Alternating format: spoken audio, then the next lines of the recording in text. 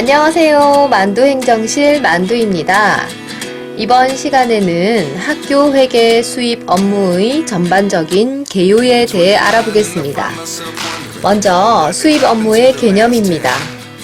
수입 업무의 개념을 파악하기 위해선 학교 회계 세입과 세출의 개념부터 이해해야 합니다. 세출이란 학교에서 각종 사업을 위해 행하는 모든 지출을 세출이라고 합니다. 학교 운영을 위해서는 학교에서 일하시는 분들에 대한 인건비를 지출해야 하고, 강사에 대한 강사비, 각종 공공요금, 물품, 용역, 공사대금도 지출해야 합니다. 세출을 위해서는 당연히 돈이 필요한데요. 세출의 재원이 되는 모든 수입을 세입이라고 합니다. 학교의 세입에는 교육청에서 보내주는 학교 운영비, 목적 사업비, 학부모가 부담하는 수익자 부담금 등이 있습니다. 학교 회계 수입 업무란 학교의 세입을 위해 행하는 징수행위부터 수납행위에 이르기까지의 일련의 회계 처리 절차를 말합니다. 수입 업무는 크게 징수행위와 수납행위로 나누어집니다.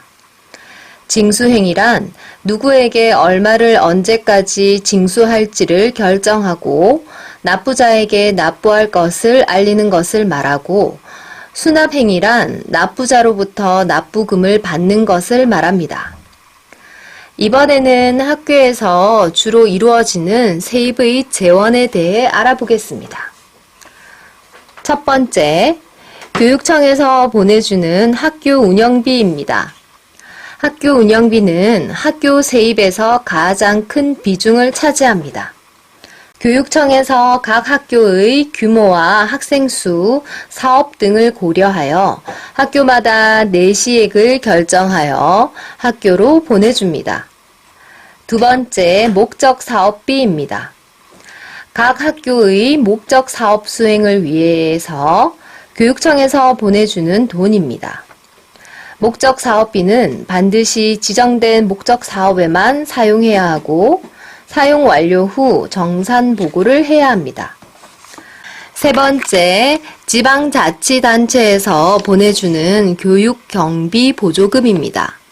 교육경비 보조금은 학생의 교육활동 지원, 교육시설 개선, 환경 개선 등을 위해 지방자치단체에서 보내주는 보조금입니다. 네 번째, 수익자 부담금입니다.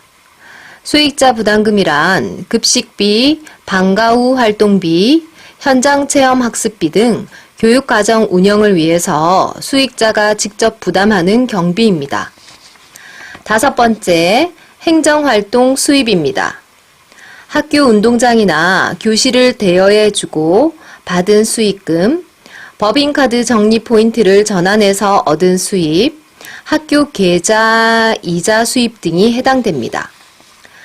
여섯 번째, 전년도 2월금입니다. 전년도 회계에서 발생하는 사용 잔액입니다. 이번에는 수입 업무의 전반적인 순서를 알아보겠습니다. 첫 번째, 사전 작업입니다. 학교에서 행해지는 모든 수입과 지출은 K-에듀파인 시스템을 통해 이루어집니다. 돈을 수납하기 위해서는 K-에듀파인 시스템에 수납자와 수납자에 대한 정보를 입력해 주어야 합니다.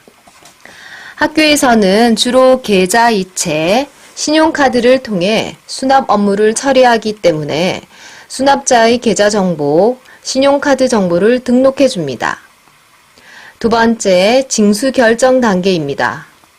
수입에 대한 사유가 발생했을 때 누구에게 얼마를 받을까를 결정하는 단계입니다. 예를 들어 만두 주임님이 학교 급식을 신청하여 한 끼당 4,500원의 급식을 20일간 먹게 되었다고 가정해 볼게요. 수입 업무 담당자는 K-에듀파인 시스템을 통해 만두 주무관의 급식비 9만 원을 징수하겠다는 문서, 징수 결의서를 만들어서 실장님과 교장 선생님께 징수 결정하겠다고 보고합니다. 이것이 징수 결정 단계입니다. 세 번째, 수납 단계입니다. 수납은 1단계에서 등록한 계좌나 신용카드를 통해서 2단계에서 징수 결정한 금액을 실제로 걷는 과정입니다. 수납의 방법은 세 가지가 있습니다. 1. K-에듀파인에 탑재된 스쿨뱅킹이라는 시스템을 통해 납부자의 계좌에서 이체해서 수납하는 방법. 2. K-에듀파인에 등록된 납부자의 신용카드를 통해 수납하는 방법. 3. 납부자가 학교 계좌로 직접 수납하는 방법이 있습니다.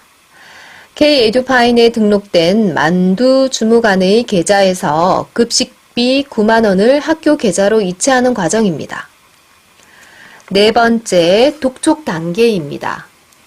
납부 기한이 경과했음에도 납부자가 수납을 하지 않을 경우 수입 업무 담당자는 납부를 촉구해야 합니다. 독촉은 독촉장을 발송하거나 전화 등을 통해 진행합니다. 학생 교육비의 경우 소멸 시효가 1년인데 독촉을 하게 되면 시효 중단의 효력이 발생합니다. 만두 주무관이 급식비 9만 원을 기한 내에 납부하지 않았을 경우 독촉장을 발부하는 과정입니다. 다섯 번째, 2월 결의입니다. 4단계 독촉을 통해서도 수납을 하지 못했을 경우는 못 받은 돈에 대해 다음 회계 연도로 넘겨서 수납을 진행합니다. 이것을 2월 결의라고 합니다. 수입 업무 담당자는 2월 결의를 통해서 소멸 시효가 완성되기 전까지 수납할 수 있도록 해야 합니다. 그럼에도 불구하고 징수 결정한 금액을 수납할 수 없을 경우에는 그 납부 의무를 소멸시키는 불납결손 처리를 합니다. 만두 주무관이 급식비 9만 원을 이번 회계 출납 폐쇄 기간까지도 납부하지 않았을 경우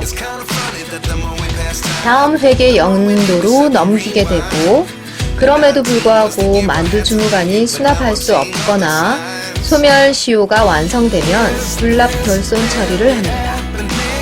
이상입니다. 수고 많으셨습니다.